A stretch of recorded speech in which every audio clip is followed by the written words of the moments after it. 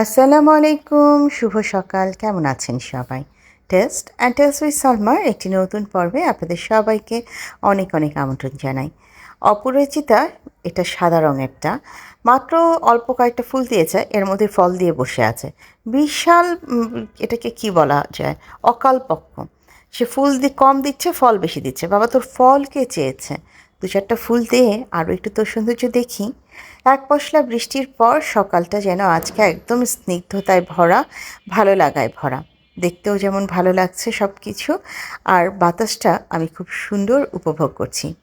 আলহামদুলিল্লাহ, গতকাল সারাটা দিনও বেশ সুন্দর ওয়েদার ছিল, ওরকম রোদের তাপ ছিল না, গরম ছিল না।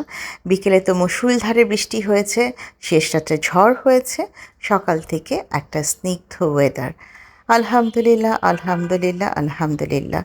এই তীব্র গরমের পর আল্লাহ তার নিজের তরফ থেকে বান্দাদের জন্য শুকরিয়া করবার একটা সুযোগ করে দিয়েছেন। তিনি ওয়েদারটাকে ঠান্ডা করেছেন। আল্লাহর কাছে অনেক শুকরিয়া যে আল্লাহ তার বান্দাদের দিকে ফিরে তাকিয়েছেন। তো আজকে আমি আস্তে আস্তে বেশ কিছু কাজ করে নিচ্ছি আর আপনাদের সাথে গল্প শুরু করলাম। সবাই কেমন আছেন একটু জানাবেন কিন্তু। আশা করছি কাছে দূরে যে যেখান থেকে আমাকে দেখছেন সবাই অনেক ভালো আছেন। আলহামদুলিল্লাহ, আল্লাহর রহমত এবং আপনাদের সবার দোয়ায় আমি ও আমার পরিবার ভালো আছি। সকালের নাস্তাটা অফ ক্যামেরাতেই করা হয়, অন ক্যামেরা খুব কম করা হয়। আর বাসায় এখন এই মুহূর্তে আমি আর এই ভদ্রলোক এই দুজনই আছি। ঘরের ছেলেটা যদি মায়ের পাশাপাশি ঘুরে তাহলে কিন্তু এক ধরনের বল ভরসা পাওয়া যায়। কাজ করুক বা না করুক, আমার পাশে কেউ আছে, এই ফিলিংটাই বা কম কিসে। আজকে প্রথমেই আমি আমার ডাইনিং টেবিলটাকে খুব ভালো করে ঝেড়ে মুছে পরিষ্কার করে নিচ্ছি। অনেক দিন হলো, প্রায় 4-5 দিন হয়ে গেছে ডাইনিং টেবিলটা পুরোপুরি এভাবে স্প্রে করে মোছা হয়নি। খালি জাস্ট যেখানে পানি পড়তো কিংবা খাবার পড়তো ওই অংশটুকু পরিষ্কার করতাম। তো আজকে ভাবলাম সব কিছু সরিয়ে একটু সুন্দর করে ডাইনিং টেবিলটা ক্লিন করব। সম্ভব হলে রানার বিছিয়ে একটু ডেকোরেশনও করব। ইচ্ছা তো করে অনেক কিছুই করতে, আসলে সময়ের সাথে তাল মিলিয়ে কাজ শেষ করে উঠতে পারি না। প্রতিদিন ভাবি এই অংশটা কাজ করব, ওই অংশটার কাজ করব, কিন্তু ভাবা পর্যন্তই সার। সময়ের সাথে তাল মিলিয়ে করতে গেলে তখন আর কেন জানি সুযোগও হয় না, সময়ও হয় না। যাই হোক, আজকে টেবিলটা যেহেতু ধরেছি, ভালো করে এটাকে আগে ক্লিন করছি, তারপর অন্য কাজে হাত দেব। অন্যদিকে আমার ইউনি কিন্তু সারাক্ষণ আমার সাথে সাথে ঘুরঘুর করছে। সে আসলে তার বোনদেরকেও একটু মিস করছে। আমার 2 মেয়ের কেউ নেই, একজন স্কুলে আরেকজন কলেজে। তো সে এই রুম ওই রুম ঘুরে একটা চক্কর দিয়ে অলরেডি চলে এসেছে।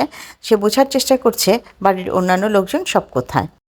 কাউকে না পেয়ে বর্তমানে সে আমার আশপাশেই ঘুরঘুর করছে। এই রানারটা না পহেলা বৈশাখের দিন বিছিয়েছিলাম। এটা আমি আড়ং থেকে নিয়েছিলাম। আমার খুবই শখের একটা রানার এটা। দেখতেও আলাদা একটা স্মার্টনেস কাজ করে, তাই না? তো এই রান্নাটার মধ্যে তখন খুব ঝামেলা হয়ে গিয়েছিল। বিভিন্ন তরকারি ঝোল পড়েছিল, মিষ্টির রস পড়েছিল। আমি সারা রাত এটাকে ডিটারজেন্টে ভিজিয়ে রেখে নিজে হাতে ধুয়েছি। আমার মনে হয়েছে এটা ওয়াশিং মেশিনে দেওয়াটা একেবারে বোকামি হবে। ওয়াশিং মেশিন তার মতন করে চক্কর খেয়ে বের করে দিবে, কিন্তু পরিষ্কার জায়গায় জায়গায় যে ডলে ডলে পরিষ্কার, সেটা ওয়াশিং মেশিন করবে না। সেই জন্য আমি আমার মতন করে এটা পরিষ্কার করেছি। মাশাআল্লাহ, সুন্দরভাবে পরিষ্কারও হয়েছে।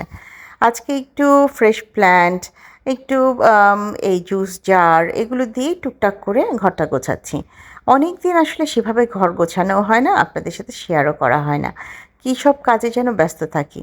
আসলে এখন ব্যস্ততার মূল কারণই হচ্ছে আমার 2টো মেয়ে। ইংলিশ মিডিয়ামে মে মাসে সবসময় ফাইনাল হয়ে যায়। তো এবছরও তাই এপ্রিলের লাস্টে চলে এসেছি। আগামী মাসে আমার 2টো মেয়েরই ফাইনাল। আমার দিনগুলো ভীষণ ব্যস্ততায় কাটছে। কিছুটা সময় ওদেরকে সময় দিচ্ছি, কিছুটা সময় নিজের সংসারে, কিছুটা সময় ইউটিউবে, আবার সেই সাথে কিছুটা সময় বিজনেসে, এবং সর্বোপরি চেষ্টা করছি কিছুটা সময় বের করে আল্লাহকে খুশি করবার। সব কিছু মিলে একটা আসলে ভীষণ ব্যস্ততাময় সময় কাটাচ্ছি। গতকালকে আমার একজন প্রিয় কাস্টমার আমাকে ফোন করে বললেন, আপনি দেখি আমার কথা একদম ভুলে গেছেন। এত নতুন নতুন প্রোডাক্ট আসছে, এত কিছু আনছেন, একটা ফোনও করেন না, একটু নকও দেন না, আমার খোঁজও নেন না, একটা ছবিও পাঠান না। তা আমি বললাম, আপা রাগ করবেন না, আসলে ইচ্ছে তো আছে, ইচ্ছে করে আপনাদের সাথে কথা বলতে, ইচ্ছে করে আপনাদের সাথে যোগাযোগ রাখতে। আমি নিজেও সব কিছু ভুলে বসে থাকি।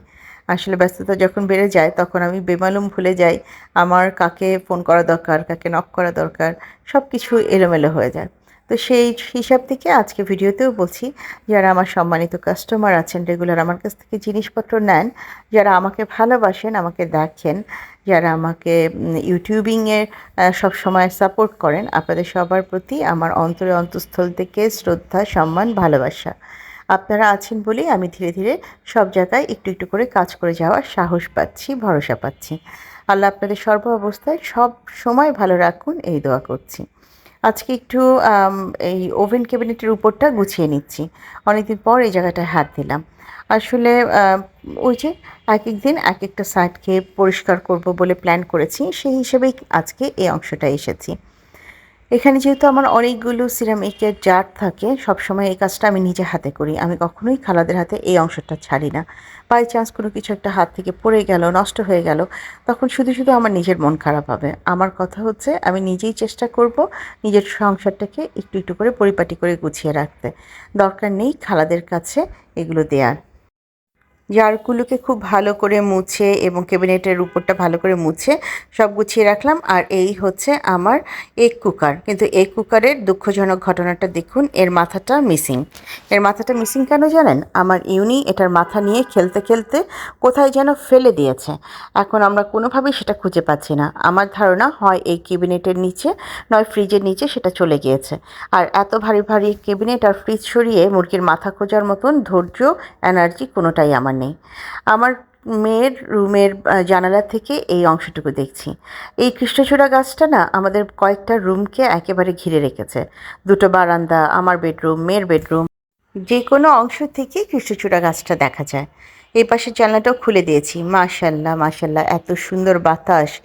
আমি আসলে কি বলবো, আমি একদম মুগ্ধ হয়ে গিয়েছি।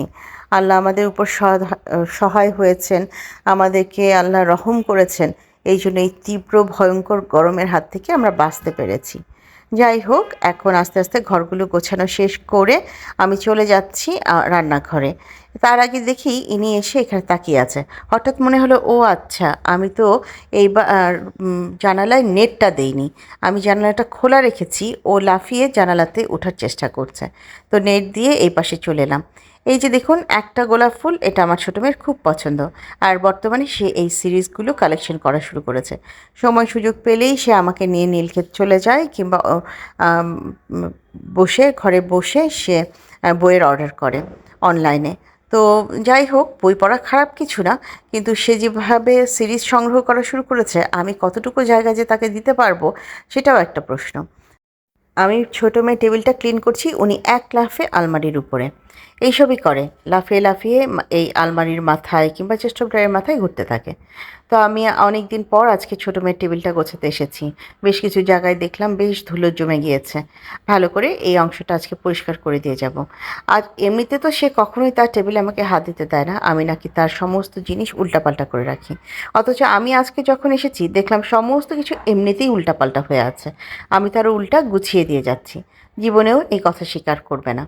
আমার মনে হয় কি জানেন, একটা বয়সের পর বাচ্চারা আসলে মাদেরকে কিংবা পরিবারের অন্যদেরকে মূল্যায়ন করতেই চায় না। যেমন তারা মনে করে আমি শিক্ষিত না, তারাই সব কিছু ভালো বুঝে।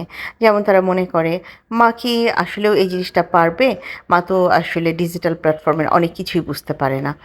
তো কী আর করা, কিছু কিছু ক্ষেত্রে হয়তো বা আমি মূর্খ, কিন্তু সব ক্ষেত্রে তো না।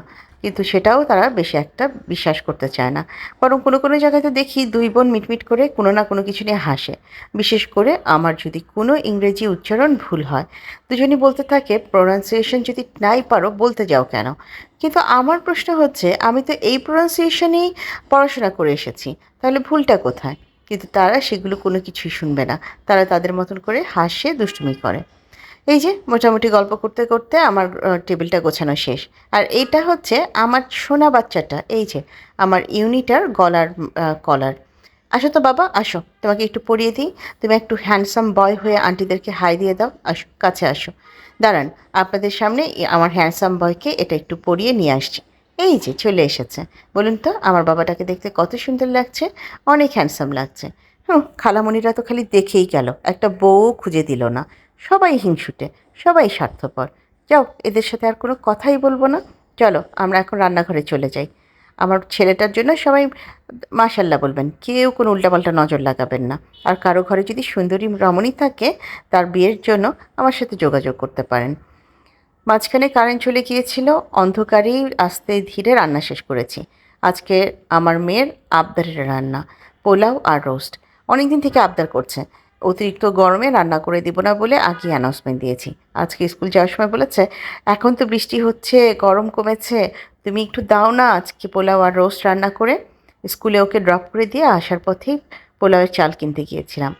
আচ্ছা, আপনারা কি এটা জানেন পোলাওয়ের চাল যে প্রায় 200 টাকা কেজি হয়ে যাচ্ছে? চাষি এবং রাঁধুনি দুটোই হচ্ছে 190 করে। আর আমি আজকে এনেছি রূপচাঁদা পোলাওয়ের চাল। মোটামুটি খুব যে ভালো তা বলবো না, এটা হচ্ছে 175 টাকা করে। তো আমি ভাবলাম যে থাক, এসব বাইরে থেকে না নিয়ে আমি কাজল আপুর কাছ থেকেই ভালো দেখে পোলাওয়ের চাল নেব। একটু বেশি টাকা দিয়ে নিব, কিন্তু ভালোটাই নিব। এরকম উল্টাপাল্টা জায়গা থেকে চাল নেওয়ার দরকার নেই। কারণ আমি শুনেছি কাজল আপুর পোলাওয়ের চাল, চিরা এগুলো নাকি বেশ ভালো হয়। এদিকে গল্প করতে করতে কিন্তু আমি পোলাওটাও করে ফেলেছি।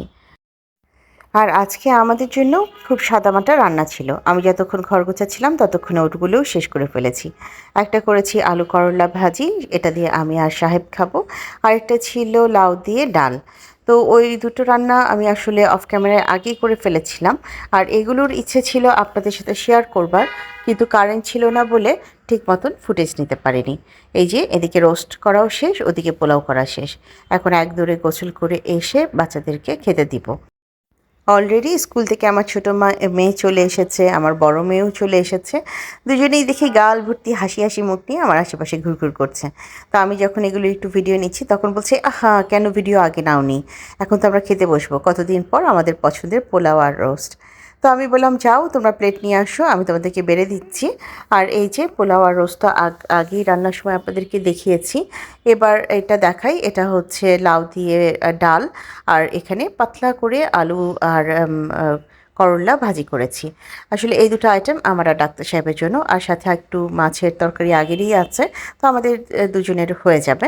আর বাচ্চারা তো তাদের মতন পোলাও রোস্ট খাবে। তারা তাদের মতন করে এই যে খাবারের জন্য রেডি। দেখুন আমি মাত্র 1 চামচ পোলাও তুলেছি। আমার ছোটো মেয়ে খুবই তর্ক করছে, খুবই বাড়াবাড়ি করছে, সে এখান থেকেও পোলাও তুলে রাখলো, সে আর এইটুকু খাবে না। মানে তার খাবার নিয়ে যে কত ঝামেলা, এটা কিন্তু তার সবচেয়ে পছন্দের খাবার, তারপরেও সে কত রকমের ঝামেলা করে আমার সাথে। আমি জানি না আপনাদের বাচ্চারা কি করে, কিন্তু আমার বাচ্চারা আমাকে খাবার নিয়ে প্রচুর ডিস্টার্ব করে, বিশেষ করে ছোটোজন। আর এই যে আমাকে কোনোভাবেই ভিডিও করতে দিবে না, আমাকে কোনোভাবেই কোনো কিছু করতে দিবে না, খাবার তুলতে দিবে না। পছন্দ মতন অল্প অল্প জিনিস নিয়ে অল্প করে খাবে। তো কী আর করা, তার সাথে তর্ক করে লাভ নেই, সে তার মতন খাওয়া শুরু করুক। আর আমিও প্রায় ভিডিও শেষ পর্যায়ে আছি, আমি গোসল নামা শেষ করে এসে পরবর্তীতে খাবো, ওরা এখন খেতে বসে যাচ্ছে। এটা আসলে বিকেলের দিকের একটা অংশ। আমার বড় মেয়ে এই ফ্যানটা অর্ডার করেছিল, এটার প্রাইস পড়েছে 2500 টাকা। সে তার নিজের সালামির টাকা থেকে কিনেছে। আর এই ফ্যানটা সত্যি খুব ভালো, একদম মানে খুব ভালো বাতাস দিচ্ছিল। এটার সাথে এই সেরকম একটা বেল্টও এসেছে। আর কোম্পানিটাও খুব ভালো, ও খুব রেটিং চেক করে তারপরে নিয়েছে। আমি বলেছিলাম যে আমি চায়না থেকে তোমাকে এনে দিচ্ছি, তুমি টেনশন করো না, কিন্তু এত ধৈর্য তার হয়নি। এই ফ্যানটাই যদি আমি চায়না থেকে এনে দিতাম তাহলে আর অনেক কমে তাকে এনে দিতে পারতাম, কিন্তু সে এত ধৈর্য নিতে পারেনি। সে বলেছে না বাবা দরকার নেই, এই গরমের মধ্যে আমি যত আগে ফ্যান কিনবো আমার জন্য তত ভালো। তো সত্যি ফ্যানটা খুব ভালো। আমি এখানে চাপ দিয়ে দিয়ে দেখছিলাম, মানে এটা 1 2 3 4 5 পর্যন্ত উপরে হাই স্পিড নেওয়া যায়। আর কোম্পানিটাও বেশ ভালো, যদি আপনাদেরও নিতে ইচ্ছে করে আপনারাও নিতে পারেন। তো আজকে একদম ভিডিও শেষ পর্যায়ে আছি।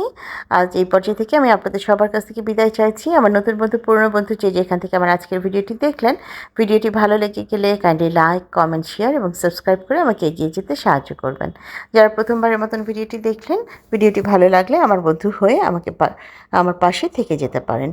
ইনশাল্লাহ আবারও নতুন কোনো গল্প নিয়ে, নতুন কোনো কিছু নিয়ে হাজির হব আপনাদের সামনে। সে পর্যন্ত সবাই অনেক বেশি ভালো থাকবেন, নিজেদের খেয়াল রাখবেন। আজ এখানে বিদায় নিচ্ছি। আল্লাহ হাফেজ এবং আসসালামু আলাইকুম।